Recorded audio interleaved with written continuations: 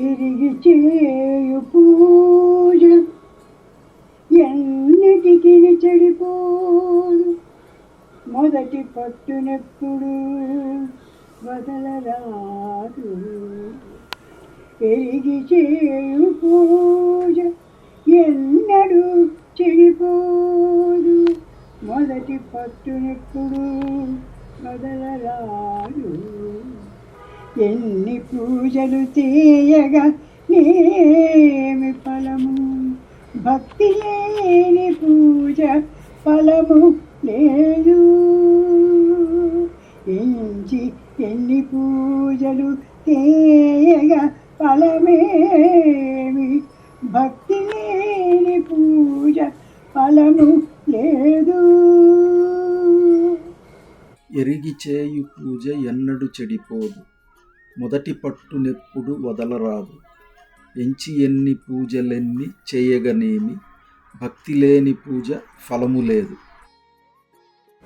అని శ్రావ్యంగా కమ్మంగా ప్రభు గానం చేస్తూ, మొట్టమొదట భక్తి అంటే ఏమిటి, భక్తితో ఎలా వ్యవహరించాలి అని మొట్టమొదట మీరు తెలుసుకోవటం చాలా ముఖ్యమన్నాడు.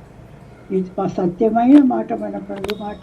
ఎందుకంటే భక్తి అన్నది లేకపోతే నీ నీ ఏ పూజ ఫలం లేదు అని ప్రభు చక్కగా ఖండించి చెప్తున్నారు. కాబట్టి మొట్టమొదట మనం భక్తి అంటే ఏమిటో యోచించేద్దాం.